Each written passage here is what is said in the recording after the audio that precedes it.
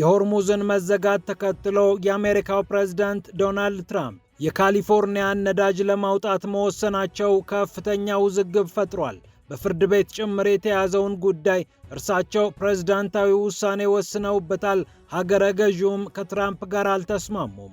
ትራምፕ ደግሞ በሌሎች ላይ ያለንን ጥገኝነት መቀነስ አለብን፣ የገዛ ነዳጃችንን ማውጣት አለብን እያሉ ይገኛሉ። ይህ እንዳለ ሆኖ ሆርሙዝን ለማስከፈት የአሜሪካው ፕሬዝዳንት ዶናልድ ትራምፕ እያደረጉ ያሉት ጥረት መና እየሆነባቸው ይገኛል።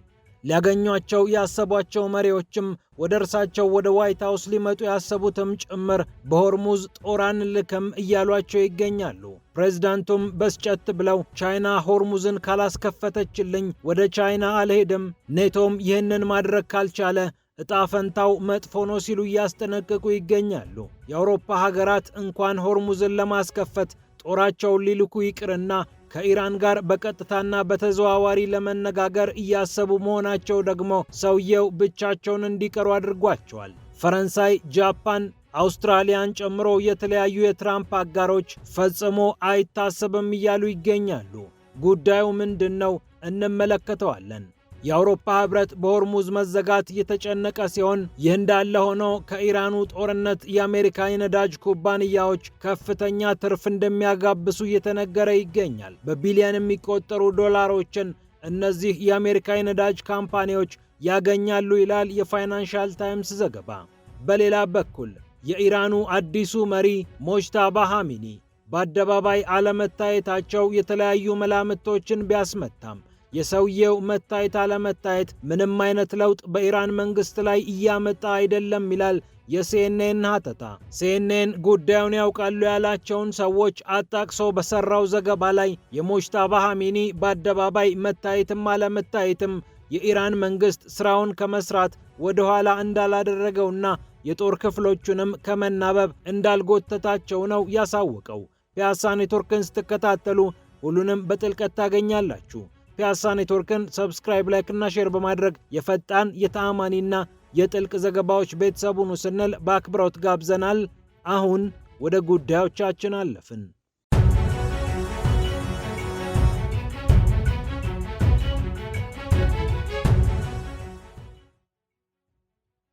የአሜሪካው ፕሬዝዳንት ዶናልድ ትራምፕ የሆርሙዝን መዘጋት ተከትሎ የካሊፎርኒያን ነዳጅ ለማውጣት መወሰናቸው ከፍተኛ ውዝግብ ፈጥሯል።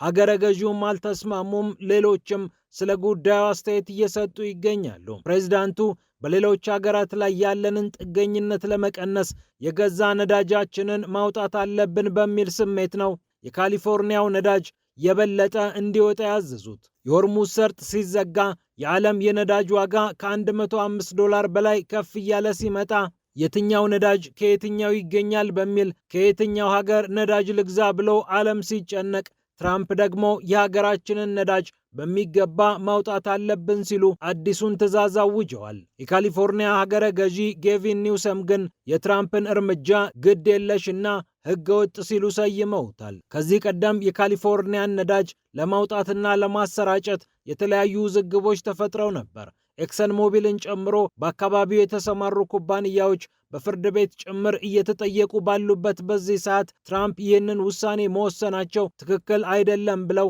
ሀገረ ገዢው በአደባባይ ተናግረዋል። ነዳጁ በሚወጣበት ሰዓት የተፈጠሩ ክስተቶችም ከዚህ ቀደም ከፍተኛ ሙግት ፈጥረው እንደነበር ይታወቃል።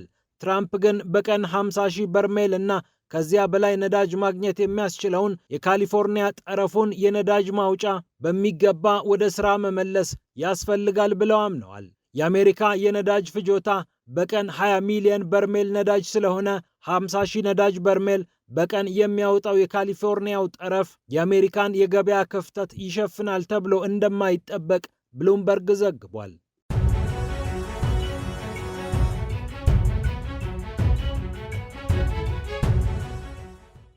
ይህ እንዳለ ሆኖ የአሜሪካው ፕሬዝዳንት ዶናልድ ትራምፕ የሆርሙዝ ሰርጥን ለማስከፈት ከፍተኛ ጥረት እያደረጉ ይገኛሉ።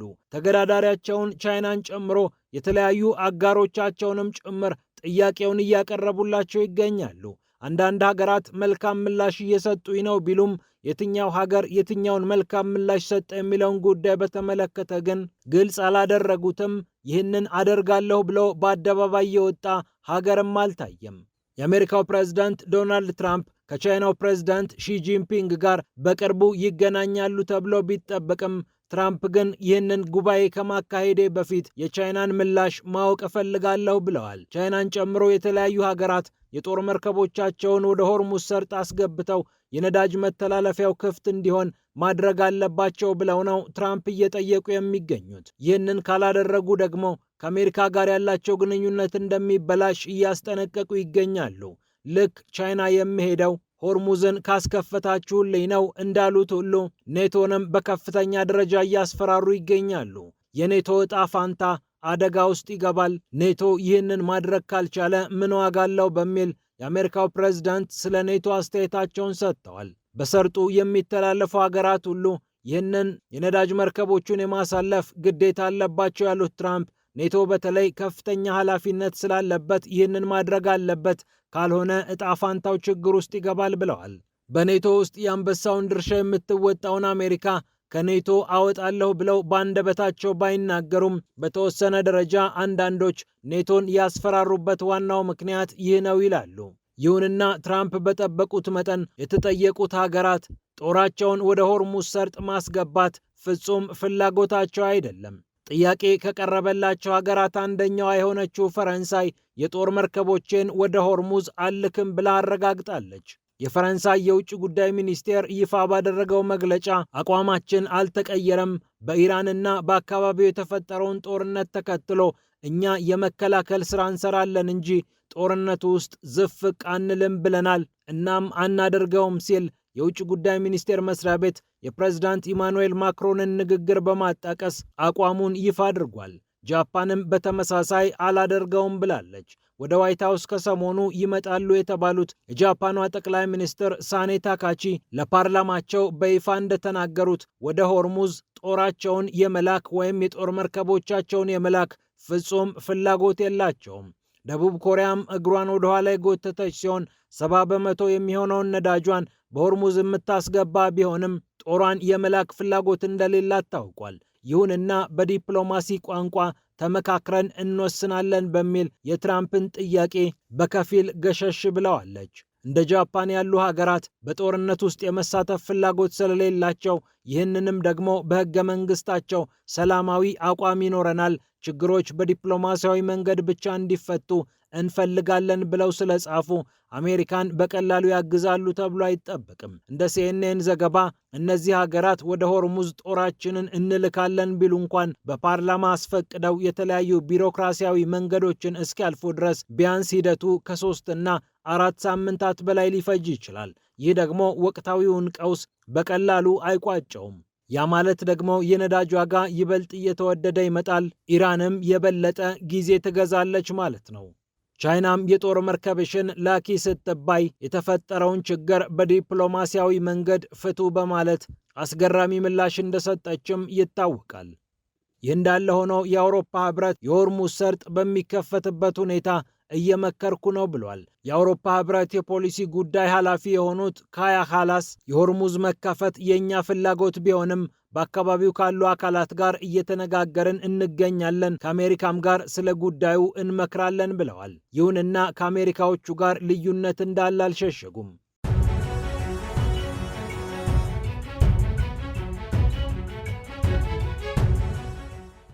ይህ እንዳለ ሆነው የኢራኑ ጦርነት የአሜሪካ የነዳጅ ኩባንያዎችን ይበልጥ ከበርቴ ያደርጋቸዋል ተብሏል።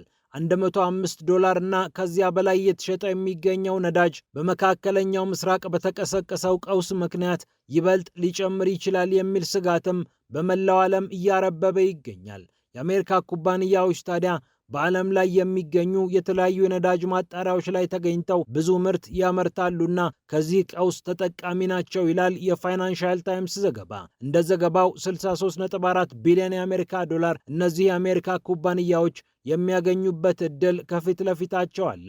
ብሬንት የተባለው የነዳጅ አይነት እስከ 30 በመቶ ድረስ ከጦርነቱ በፊት ከነበረው ዋጋ ከፍ ብሎ እንደነበር የሚታወቅ ሲሆን አሁን ባለው ሁኔታ ከቀጠለ በበርሜል እስከ 150 ወይም እስከ $200 ሊሸጥ እንደሚችል ዘ ኢኮኖሚስት ዘግቧል። ከ1000 በላይ የሚሆኑ ነዳጅ ጫኝ መርከቦች በሆርሙዝ ማለፍ ስላልቻሉ ለመቆም የተገደዱ ሲሆን ቀውሱ በዚህ ከቀጠለ ይበልጥ ስጋት እንደሚሆን እየተነገረ ይገኛል። የአሜሪካው ፕሬዝዳንት ዶናልድ ትራምፕ ደግሞ የነዳጅ ዋጋ ሲወደድ በዓለም ላይ ዋነኛው የነዳጅ አምራችኛ ስለሆንን ብዙ ትርፍ እናገኝበታለን፣ አይዟችሁ ተረጋጉ ብለው ለአሜሪካውያን መልእክት ማስተላለፋቸውም የሚታወቅ ነው።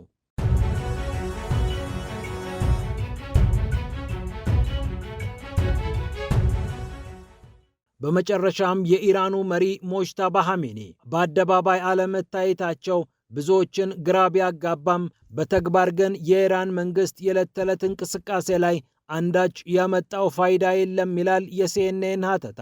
እንደ ሲኤንኤን ዘገባ የኢራን መንግስት አወቃቀር ይህንን ሁሉ ችግር ለማለፍ የሚያስችል ስለሆነ በዕለት ተዕለት የጦሩም ሆነ የመንግስት እንቅስቃሴ ላይ ያመጣው የተለየ እዚህ ግባ የሚባል ችግር የለም። በእግራቸውና በግራ አይናቸው ላይ ጉዳት እንደደረሰባቸው የዘገበው ሲኤንኤን ከዚህ የበለጠ ሕይወታቸውን የሚፈታተን ነገር እስካሁን ታይቷል ባይባልም ሰውየው ግን በአደባባይ ድምፃቸውን እንኳን ማሰማት አልፈለጉም። የኢራኑ ፕሬዝዳንት መሱድ ፔዜሽኪያን ልጅ የሆኑትና የመንግስት የሥራ ኃላፊነት ላይ የሚገኙት ሰው ለተለያዩ መገናኛ ብዙሃን ሞጅተባ ኻሜኒ አባታቸውን ባስገደለው ጥቃት ላይ መጠነኛ ጉዳት የደረሰባቸው ቢሆንም በጥሩ ጤንነት ላይ ይገኛሉ፣ አሁን ደህንነቱ በተረጋገጠ ቦታ ላይ እንደሚኖሩ ላረጋግጥ እወዳለሁ ብለው ነበር እኒህ ሰው። የአሜሪካው የመከላከያ ሚኒስትር ፒት ሄግሴት ደግሞ ፊታቸው መታየት የሚችልበት ሁኔታ ስላልሆነ ነው በአደባባይ ወጥተው የማይታዩት ብለው አስተያየት መስጠታቸውም ይታወቃል።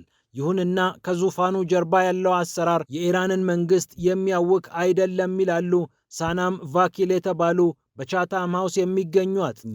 ቁም ነገሩ የሞጅተባ ኻሜኒ በአደባባይ መታየት አለመታየት ሳይሆን የሰውየው በሕይወት መኖርና የአያቶላ አሊ ኻሜኒ ልጅ በመሆናቸው ያገኙት የረጅም ጊዜ ክብር ነው። በአገልግሎት ላይ ሳሉ አባታቸው ተሰውተዋል፣ እርሳቸውም ተጎድተዋል። ስለዚህ ለኢራን ዋጋ የከፈሉ ሰው ናቸው፣ እርሳቸውን እንከተላለን የሚል መንፈስ በጦር ሰራዊቱ ዘንድ እንዳለ እኒህ ተንታኝ ይገልጻሉ። የኢራን አብዮታዊ ጦርና ሌሎች የጸጥታ ክፍሎችም ይህንን ጉዳይ እስከተናበቡበት ድረስ እዚህ ግባ የሚባል ችግር አይፈጠርም ይላሉ ቫኪል።